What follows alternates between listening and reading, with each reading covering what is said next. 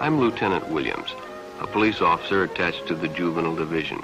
I'm on my way to Monroe Junior High School to talk to a group of young people.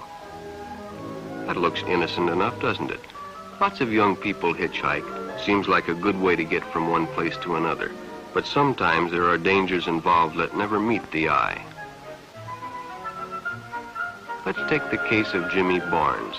Jimmy played baseball all afternoon, and he didn't feel like walking home, so he decided to thumb a ride.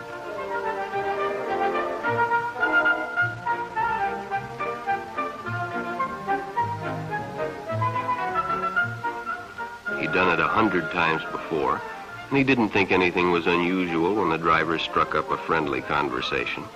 In fact, he seemed like a real nice guy. He asked Jimmy if he played baseball in the park often. Jimmy told him they practiced 3 times a week and played a rival group on Friday afternoon.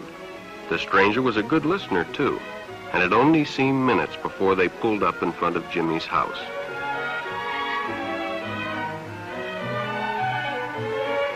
When Jimmy got out, the stranger gave him a friendly pat.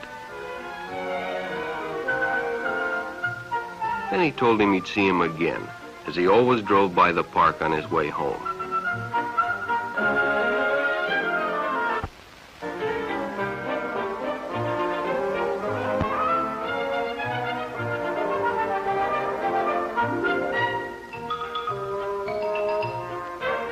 Sure enough, the following day, when finished playing ball, well, the man was there waiting.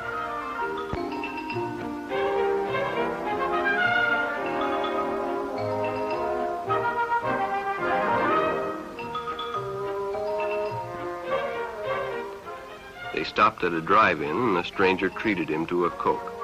During their conversation, he told several off-color jokes, but Jimmy had heard others before, and well, it made him feel big to so easily win the confidence of an older person.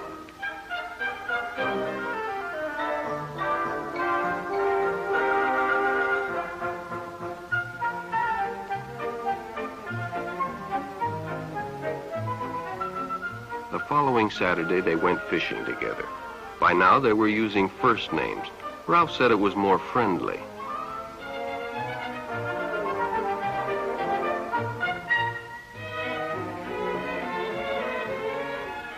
Jimmy hadn't enjoyed himself so much in a long time. Then during lunch, Ralph showed him some pornographic pictures. Jimmy knew he shouldn't be interested, but, well, he was curious. What Jimmy didn't know was that Ralph was sick, a sickness that was not visible like smallpox, but no less dangerous and contagious, a sickness of the mind. You see, Ralph was a homosexual, a person who demands an intimate relationship with members of their own sex. But by now, Jimmy felt a fondness for Ralph, and they continued to go places together. Ralph was generous and took Jimmy many interesting places and did many nice things for him. He bought presents and even gave him money, but payments were expected in return. You see, Jimmy hadn't recognized Ralph's approach soon enough. When Ralph first asked Jimmy to go fishing alone, he should have discussed it with his parents or teacher. Finally, Jimmy told his parents, and they reported it to the juvenile authorities. Ralph was arrested, and Jimmy was released on probation in the custody of his parents. But all homosexuals are not passive. Some resort to violence, as in the case of Mike Merrick.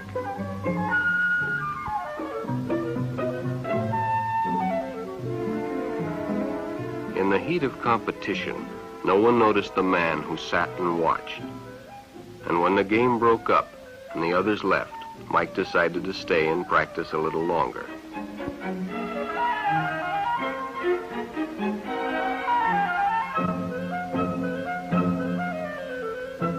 the stranger joined him. He was friendly and, well, it was better than playing alone. But after a few shots, Mike realized he had already overstayed his time and suggested he better leave. The stranger told him if he'd like to stay longer, he'd be glad to drive him home when they finished. Sounded great to Mike. Chance to play longer and get a ride home, too.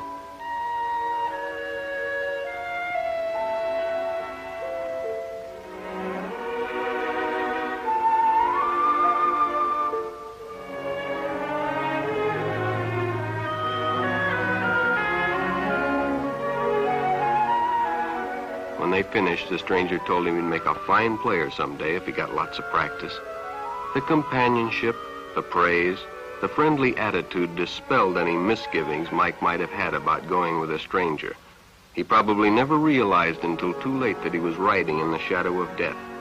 But sometime that evening, Mike Merrick traded his life for a newspaper headline.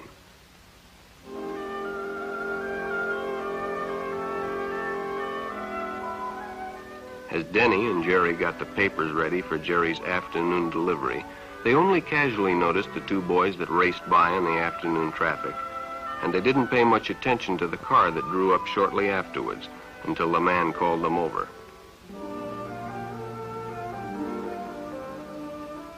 Had two boys been by on bicycles? The boys nodded they had. Could they recognize them if they saw them again? Well, Denny guessed he could. And hop in, the man said. Those are stolen bikes. Without giving it another thought, Denny got in and the car sped away. Jerry watched.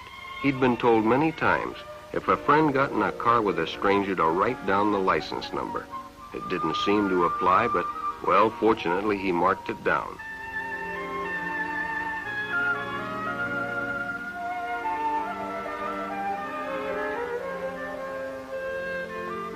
When he delivered a paper to Denny's house, he asked his mother if they'd caught the boys that had stolen the bicycles.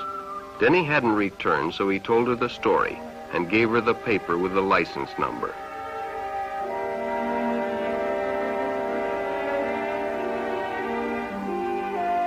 Being a careful parent, she decided to call the police. Jerry supplied the necessary information, and the stranger's car was quickly spotted. It was a good example of how important it is to always get the license number and description of any stranger who takes a young person off alone, no matter what they tell you.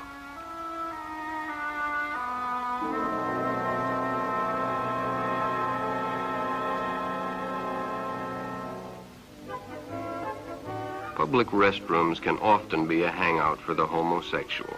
Bobby and his friends hadn't noticed the man who had been in the restroom when they changed, and as it was late, he suggested they take the shortcut under the pier, but the others preferred to take the more traveled way home.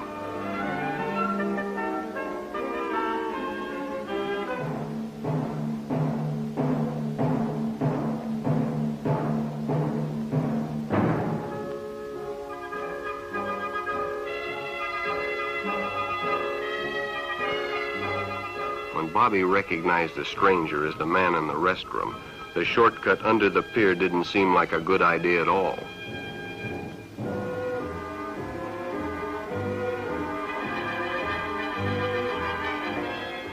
After all, it's more fun to stay with your friends anyway. Bobby had made a wise decision. It may have saved his life. The decision is always yours, and your whole future may depend on making the right one.